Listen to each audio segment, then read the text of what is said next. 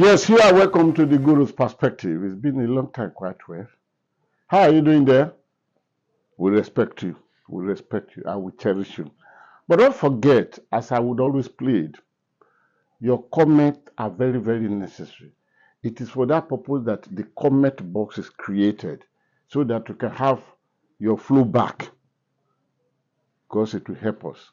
And if we are improving, it will trust you more. Thank you for doing what we are doing.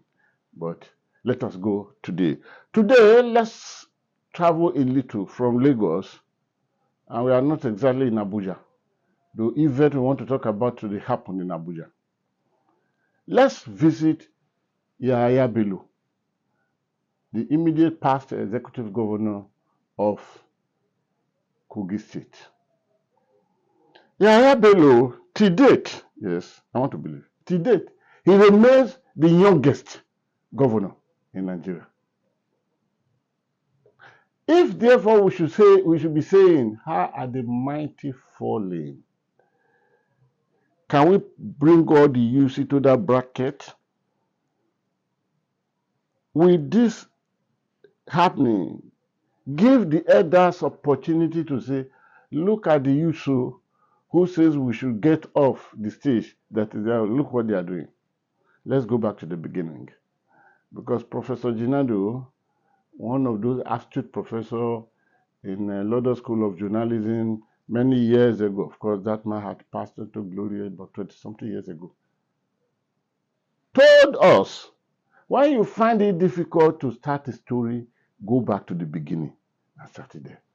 The two tenure that accumulated into 8 years, which Yahaya Bello spent in Kogi State, were troublesome. Some people will see Yahaya Bello as a very dangerous young man.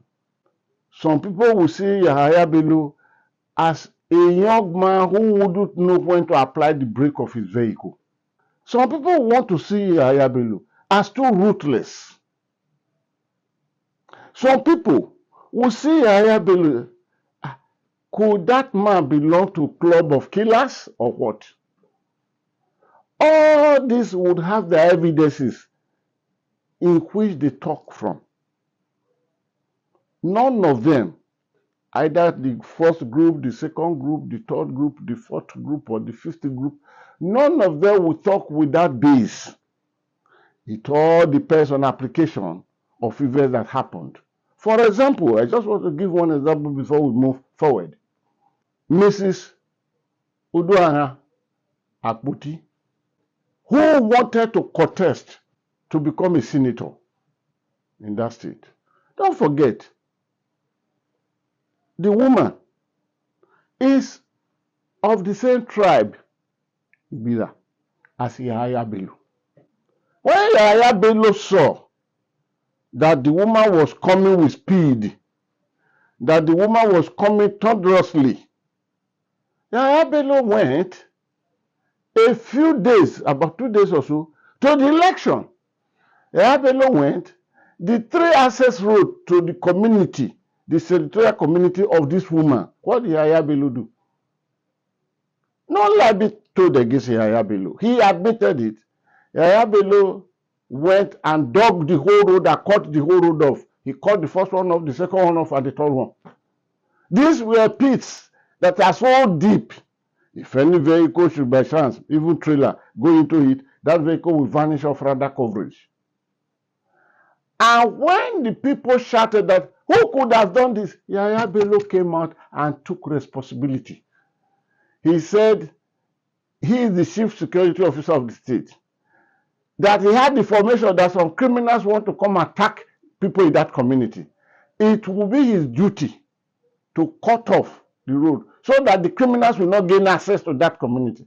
And that he will be failing as a leader, as a chief security officer, if he failed to protect the people. So his ways of protecting them was to go and dig the roads. That's Yahaya Bello for you.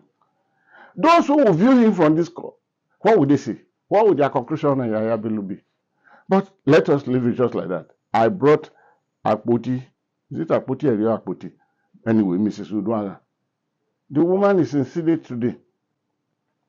I brought it as an example of so many things that Yahaya Bello could do.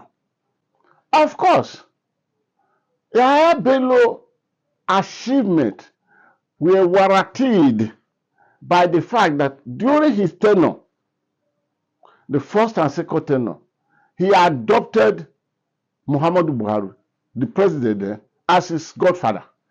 And the wife of Muhammadu Buhari, Aisha Buhari, was his mother. We will come to that at another story. We will come to that. But let's go back home. From beginning of his tenure to the end, there is always one financial mafiasis that is coming against him. Another one, today one will come, tomorrow one will come. EFCC was always at battle long. It was for that reason that some people saw that some of the charges, one of the charges that was filed against Yahaya Bello, predated before he became a governor, which made EFCC to become, credibility to become questionable even. Though they've gone to amend that. The amendment now gave room of just 3 months into the tenure as a governor, then the charges came. That's another thing again. We shall still talk about that. But don't forget that there was a time that allegation was made against Yahaya Bello that when they demanded for federal government for money to take care of COVID-19, palliative of COVID-19, when the money came, that Yahaya Bello government, I'm being very, very careful, intentionally careful on how I present this matter now. Yahaya Bello government, I did not say Yahaya Bello here, but I say Yahaya Bello government went to lodge that money in a fixed account in a bank. In a bank. Yours sincerely have read all the documentations about that. I read them. So I know what I'm talking about. And of course, Yahaya Bello didn't sign it, please. But his commissioner for finance, and who again signed. And this money was lodged in a fixed account for almost 39 years. Meaning the interest that will be so accumulative, even 39 years, when we are not so sure even most operators of that business will still be alive, will be coming to the owner, the person who deposit the money or fix the money in that account. It was as bad as that.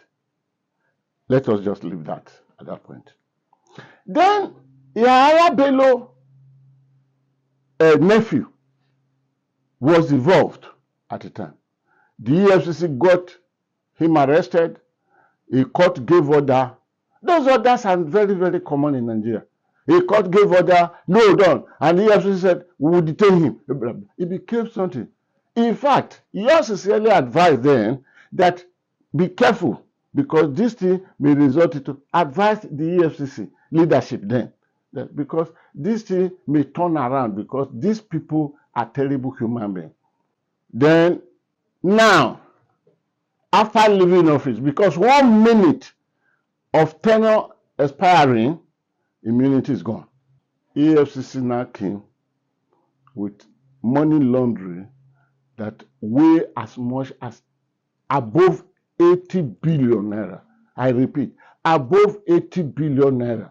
Of course, it is not, it couldn't have been only him, because facts remain that if you look at most governors, I am not saying all governors, but most governors, please, you will discover that none of them left there as a saint. Of course, you will not see a saint as a governor. You will not see a saint as a president of a country. Not even to talk of a country like Nigeria. No, no, no, no, no, no, no. You must have the technicality of stealing, the technicality of killing, the technicality, little of those technicalities must be one of those things that qualify one to become governor in Nigeria or president in Nigeria. So it is not like sit at all. Now, EFCC has gone to court. But what happened? Yahaya Bello ran to court, ab initio, to obtain, ex parte of course, to obtain freedom. He wanted to have freedom. Not to be arrested, not to be investigated, not to be detained. And of course, a Kogi High Court Kogi State High Court granted it, absolutely, but not without expiring date. This is the beginning of the palaver with Yahaya Bello. Where do we go from here? You cannot take a total decision. Let us look at the narrative a little further. I will return back to continue the story. Yahaya Bello, how are the mighty falling?